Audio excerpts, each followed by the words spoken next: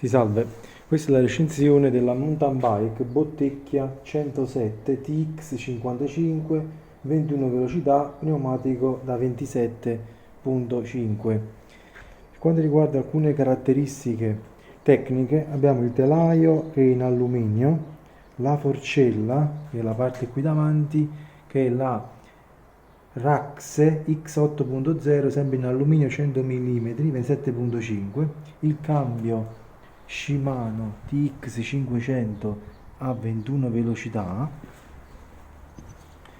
poi c'è i comandi del cambio che sono sempre Shimano STF41, abbiamo, vedete, tre rapporti, tre corone davanti con la levetta, questa qui per andare avanti e sotto per andare indietro, e sono le guarniture, cioè sia la pedivella che le corone sono in acciaio BTC Steel. E poi abbiamo il cambio di dietro, invece sempre a 7 rapporti, sempre la, vedete, AIG per andare avanti e back per tornare indietro, due levette. E abbiamo i freni a disco meccanici Promax 320, i cerchi BTC, vedete, da 27.5 in alluminio ad alto profilo, i mozzi, anche questi qui in alluminio sia davanti che indietro, le coperture, i pneumatici sono BE Rubber da 27.5 per 2.10 che rappresenta lo spessore del pneumatico. Il piantone del manubrio è in alluminio, il reggisella, questo qui sempre in alluminio, la sella e la Bottecchia Eagle, vedete, con la parte centrale che ha più alta densità, quindi più morbida, per evitare quindi lo schiacciamento delle zone morbide che si trovano sotto il sedere, quindi lo schiacciamento sia dei nervi che delle arterie. I pedali sono in resina, e poi questa è la telaio taglia 52, esistono altre 3 taglie, abbiamo la 40, la 44 e la 48, tutta la 52, e poi abbiamo sia il colore nero-verde che il colore arancio. La bicicletta pesa circa 15 kg e 400 grammi e per quanto riguarda poi le geometrie, la lunghezza A nella taglia 52, la lunghezza sarebbe la lunghezza di questo piantone qui fino al cambio, è di 520 mm, per la 48 invece di 480, per la 43 di 440 e per la 40 di 400. Poi l'altro parametro che cambia è il parametro B, cioè la lunghezza di questo asse qui, che nella 52 è di 600 mm, nella 48 di 584, nella 43 di 572 e nella 40 di 569. E poi un'altra lunghezza che vale secondo il telaio è la lunghezza B1, cioè la lunghezza che noi prendiamo da qui, dall'attacco della sella, fino a scendere in diagonale all'inizio del piantone dello sterzo. E questa per la 52 è di 625 mm, per la 48 è di 610, per la 43 è di 594 e per la 40 è di 584. La bicicletta arriva smontata, arriva senza il manubrio e la ruota davanti e i pedali e la sella. Per quanto riguarda il manubrio, qui si toglie questo toppino, c'è la vite, si può allungare, anzi si può accorciare, nel senso che ci sono questi tre supporti qui, li vado a togliere, il manubrio scende, quindi questa è l'altezza massima. Questa canna qui va inserita svitando queste 4 viti e poi si centra, vedete, tramite questo cerchio si può centrare a destra e a sinistra, in alto e in basso. Poi la ruota davanti è semplice da montare, nel senso che, vedete, c'è questo pezzo qui che si sgancia, la ruota si tira e basta stare attenti a inserire poi dopo, per rimetterla, il disco all'interno del freno. Per quanto riguarda i pedali vabbè, si avvitano facilmente, la sella basta inserirla qui, questo si apre e si può regolare l'altezza, quindi l'altezza della sella deve essere fatta in modo che comunque toccando, devo toccare con la punta dei piedi per terra, con la bicicletta ovviamente dritta in mezzo alle gambe.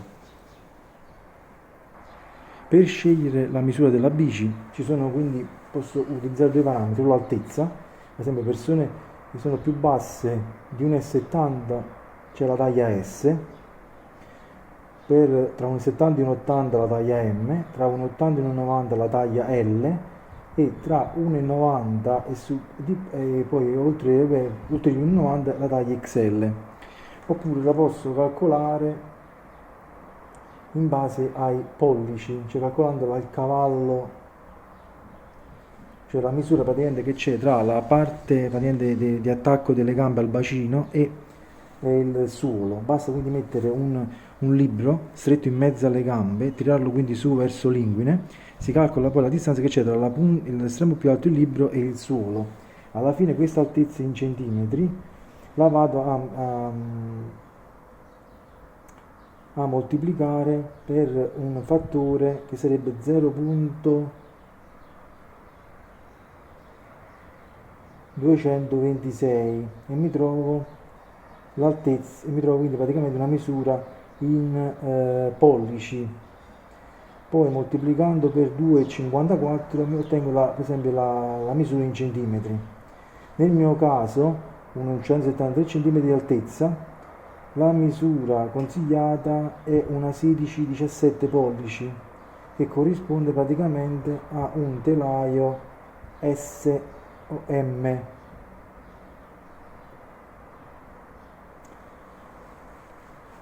E quindi potete scegliere la misura adatta per la bicicletta. Per quanto riguarda poi come si sceglie invece il diametro della ruota, ho tre misure per la mountain bike, che è la 26, la 27,5 e la 29. La 29 ha il vantaggio praticamente della velocità, della scorrevolezza. Infatti a parità di pedalata una ruota più grande fa più strada. E poi il fatto che c'è una maggiore facilità a superare gli ostacoli e c'è anche una maggiore area di contatto da parte della gomma del pneumatico con il terreno, quindi più aderenza in salita e in curva e più capacità frenante in generale, mentre gli svantaggi sono praticamente il peso e poi si allunga anche il passo, cioè la distanza tra i mozzi, che comporta anche un po' di perdita di reattività e di scatto. Per quanto riguarda invece la bicicletta da 26, sono ovviamente più scattanti sia nei cambi di velocità che di direzione, però sono anche più brusche e nervose nella guida tecnica, motivo per cui richiedono maggiore abilità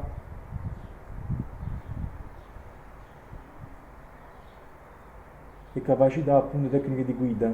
C'è poi anche meno grip, cioè meno contatti tra il pneumatico e il terreno, il che si paga soprattutto in salita, dove serve più sforzo da parte del ciclista.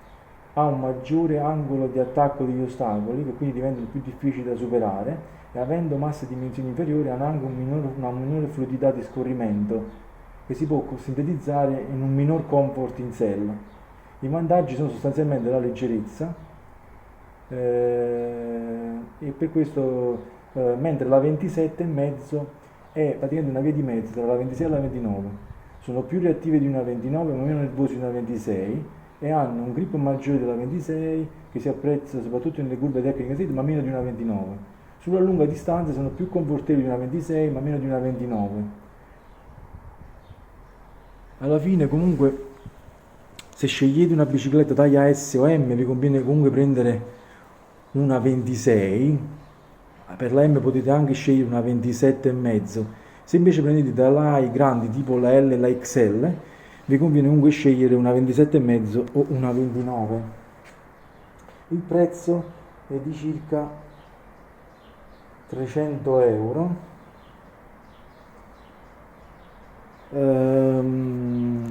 Gli accessori che vedete qui non sono compresi, sia il borsello che il portaborraccia, che potete attaccare sia qui che qui, ci sono due possibili agganci. Gli ammortizzatori non si possono regolare o bloccare, quindi sono fissi. C'è anche il cavalletto compreso nel prezzo. Niente, comunque un'ottima bicicletta, io l'ho provata, prima avevo una mountain bike già di Bugno da 26, diciamo con questa mi sono trovato molto meglio, anche perché aveva un telaio più piccolo e aveva comunque, questa è molto più comoda e poi ho notato anche il fatto che sia molto più scorrevole. Mi sembra di aver detto tutto, alla prossima.